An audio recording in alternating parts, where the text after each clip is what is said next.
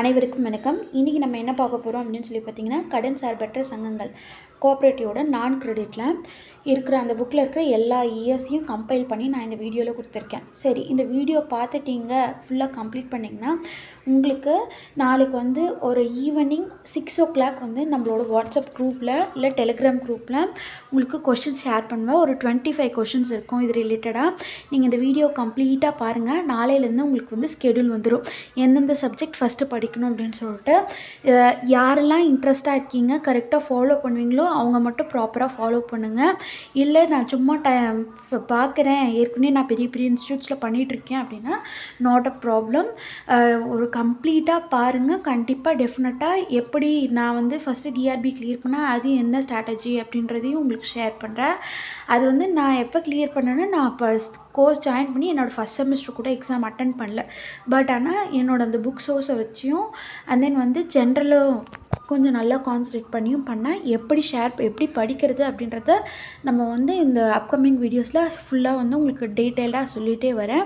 நீங்கள் வந்து இப்போ இந்த வீடியோ பாருங்கள். இப்போ ஃபஸ்ட்டு என்ன பார்க்குறோன்னா, பாடம் 1ல் முதல் 1 மார்க்கு 1912 முதல் கூட்டுறவு விற்பனை சங்கம் எங்கே ஆரம்பிக்கப்பட்டிருக்கு அப்படின்னு சொல்லி பார்த்தீங்கன்னா, இந்தியாவில் குஜராத்தில் சூரத் அப்படின்ற இடத்துல ஆரம்பிக்கப்பட்டிருக்கும். ஃபஸ்ட்டு நீங்கள் இயர்ஸை வந்து தரோவாக படிச்சிட்டிங்க அப்படின்னா என்ன ஆகுன்னா, அந்த இயரை ரிலேட் பண்ணி ஒரு 2-3 விஷயம் ஞாபகம் பண்ணி வச்சுப்பீங்க.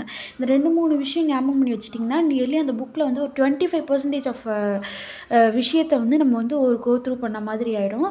ஸோ இயர்ஸ் ரொம்ப இம்பார்ட்டண்ட். நீங்கள் வந்து நிறைய ரீகால் பண்ணுறது, இது வந்து ஒரு நோட்ஸாக எடுக்கிறது, அந்த மாதிரி நீங்கள் மூவ் பண்ணிக்கோங்க.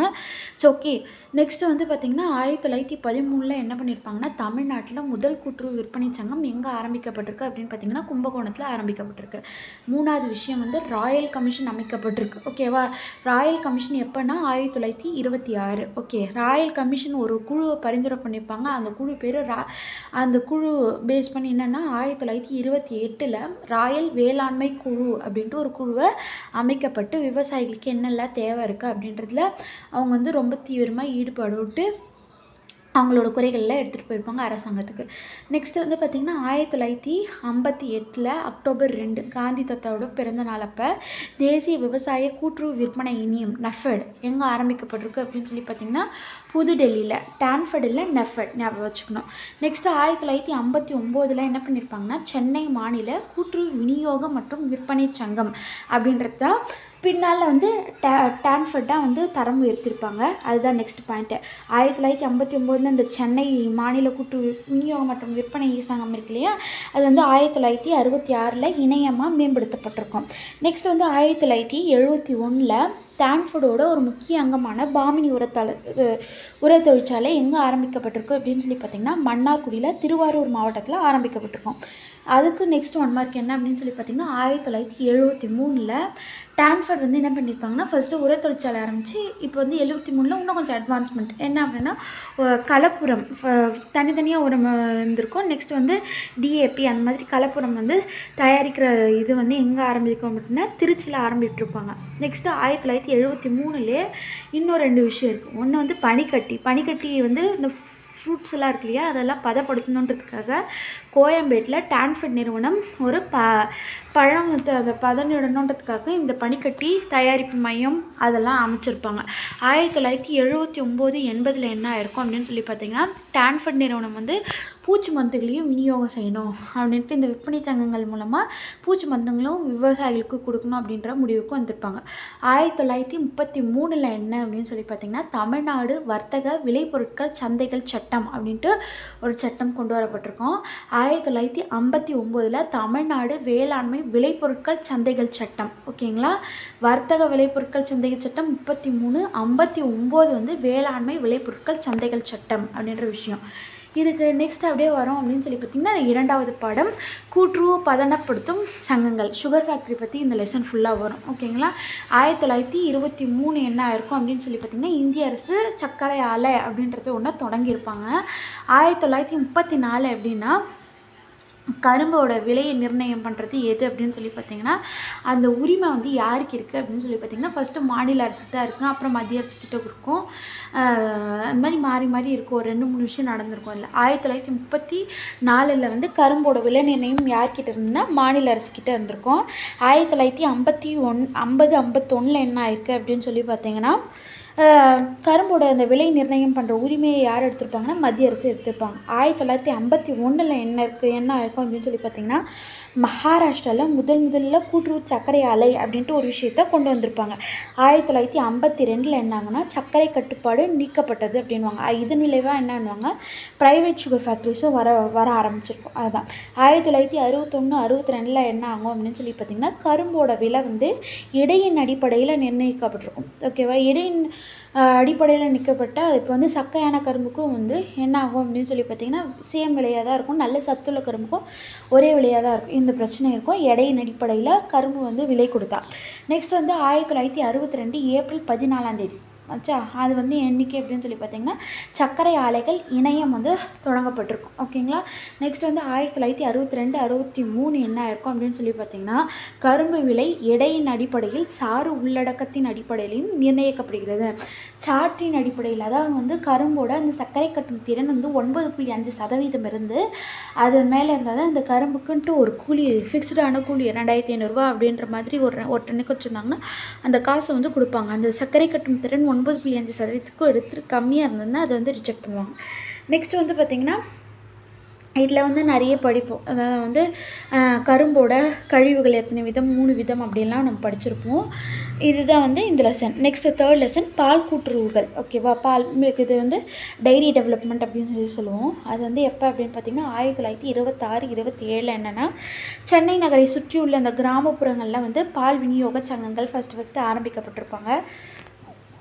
அதை தொடர்ந்து 1927-28 என்ன பண்ணியிருப்பாங்கன்னா, சென்னையில் ஐனாவரத்தில் இந்த பால் விநியோகம் பண்ணுற ஒன்றியம் துவங்கப்பட்டிருக்கும்.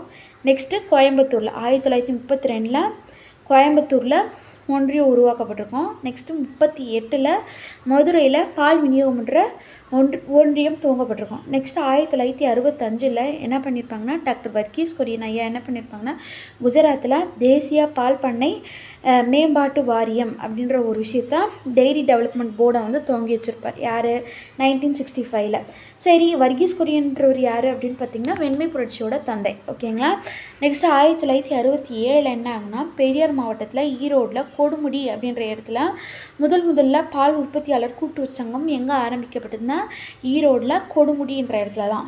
நெக்ஸ்ட் வந்து 1970 இது வந்து ஆப்ரேஷன் ஃப்ளட், அதாவது வந்து பால் பெருக்கு திட்டம் அப்படின்ட்டு, இது கொஞ்சம் நான் தப்பாக பண்ணியிருக்கேன். பால் பெருக்கு திட்டம் மட்டும் ஞாபகம் வச்சுக்கோங்க. 1970 ஆப்ரேஷன் ஃப்ளட்டு. யார் இதை அறிமுகப்படுத்தினா? டாக்டர் வர்கீஸ் குரியன். ஓகேங்களா?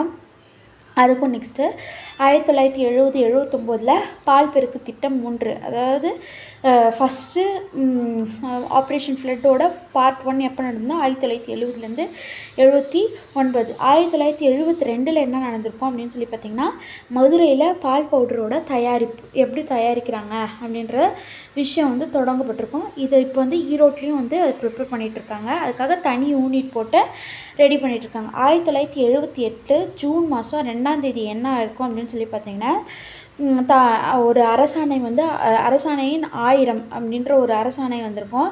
அது மூலம் வந்து என்ன சொல்லியிருப்பாங்கன்னா, பால் விநியோக சங்கங்கள் பால் உற்பத்தியாளர் கூட்டுறவு சங்கங்கள் என்றும், பால் விநியோக ஒன்றியங்கள் பால் உற்பத்தியாளர்கள் கூட்டுறவு ஒன்றியங்கள் அப்படின்ட்டு பெயர் மாற்றிருப்பாங்க. அதாவது வந்து ஒன்றியம் இருக்கிறது வந்து என்னென்னா, உற்பத்தியாளர் அப்படின்ற ஒரு வார்த்தையை புதுசாக சேர்த்துருப்பாங்க. ஓகே, விநியோக ஒன்றியம்னா பால் உற்பத்தியாளர்கள் கூட்டுறவு ஒன்றியம் என்று பெயர் மாற்றம் செய்யப்பட்டிருக்கும்.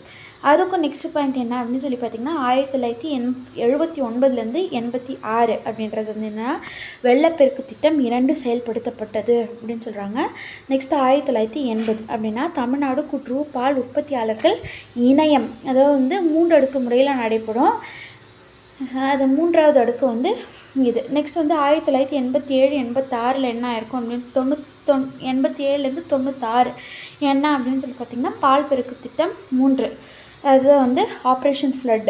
நெக்ஸ்ட்டு 1997 என்ன இருக்கும் அப்படின்னு சொல்லி பார்த்திங்கன்னா, இந்த பால் பெருக்கு திட்டம் அப்படின்றது வந்து கண்டிப்பாக ஊரக வளர்ச்சியை உறுதிப்படுத்தும் அப்படின்ட்டு ஒரு டேட்டா கொடுத்துருக்காங்க. இந்த இன்னொரு ரிப்போர்ட் என்ன அப்படின்னு சொல்லி பார்த்திங்கன்னா, 1997 உலக வங்கி ஒரு அறிக்கை கொடுத்துருப்பாங்க. ஆப்ரேஷன் ஃப்ளட் என்பது கிராமப்புற வளர்ச்சியின் பார்வையை உறுதிப்படுத்தும். 20 ஆண்டு கால பரிசோதனை உலக வங்கி அறிக்கை கூறியது. 20 வருஷம் அவங்க அதை ஆராய்ச்சி பண்ணிட்டு தான் இது வந்து கிராமப்புறங்களில் நல்ல ஒரு வளர்ச்சியை கொடுக்கும் அப்படின்றத சொல்லியிருப்பாங்க. இப்போ இதுக்கு நெக்ஸ்ட் என்ன பார்க்கணும்னா, 4th லெசன் ரொம்ப பெரிய லெசன். நம்ம வந்து இப்போ என்ன பார்த்துருவோம் அப்படின்னு பார்த்தீங்கன்னா, 5th லெசன் பார்த்துருவோம். நெக்ஸ்ட் கிளாஸில் அதை கண்டினியூ பண்ணுவோம். ஃப்ரெண்ட்ஸ், இந்த வீடியோ யூஸ்ஃபுல்லாக இருக்குது அப்படின்னு சொன்னிங்கன்னா நான் வந்து நெக்ஸ்ட் கிளாஸ் கண்டினியூ பண்ணுறேன். அப்படி இல்லை அப்படின்னு பார்த்தீங்கன்னா உங்களுக்கு லெசன்ஸாகவே நான் கொடுக்க ஆரம்பிச்சிடுறேன். புக்கு தான் ஃப்ரெண்ட்ஸ் மெயின் சோர்ஸ். ஓகேவா? நம்ம வந்து நீங்கள் வந்து ரொம்ப காம்ப்ளிகேட் பண்ணாதீங்க. டிஎன்பிஎஸ்சி அளவுக்கு குரூப் 1, குரூப் 2, குரூப் 4 அளவுக்கு அதாவது வந்து lakhs and lakhs of competition இருக்கும். ஸோ அவங்களோட கொஷினோட ஸ்டாண்டர்ட் நல்லா இருக்கணும் அப்படின்னு சொல்லிட்டு out of book, out of சோர்ஸ்லேருந்து நிறைய கொஷின்ஸ் எடுப்பாங்க. நமக்கு அவுட் ஆஃப் புக் போகிற சான்சஸ் வந்து ரொம்ப கம்மி தான். அப்படி போகிறாங்க அப்படின்னு சொல்லி பார்த்திங்கன்னா, கம்ப்யூட்டர் சயின்ஸு, ஜிஎஸ் பார்ட்டு தான். நீங்கள் வந்து தாராளமாக கோஆப்ரேட்டிவ் சயின்ஸ்க்கு ஃபஸ்ட்டு டெஃபினட்டாக இந்த புக்கை முடிங்க. உங்களுக்கு வந்து உங்களுக்கு அந்த கொஷின் பேப்பரில் இருக்கிற குவாலிட்டிலே தெரியும். அதுவும் இல்லாமல் 23ல் நடந்த கொஷின் பேப்பரை எடுத்து நீங்கள் அனலைஸ் பண்ணிங்களா தெரியும். 90% ஆஃப் கொஷின்ஸ் வந்து நம்மளோட புக்கிலேருந்து தான் வந்திருக்கு. ஓகேங்களா? யாரும் வந்து மெட்டீரியல்ஸ்க்காக நிறைய வந்து ஸ்பெண்ட் பண்ணாதீங்க. புக்குக்கு ப்ரிஃபரன்ஸ் கொடுங்க. 10th standard, 11th standard, 12th standard முதல்ல முடிங்க.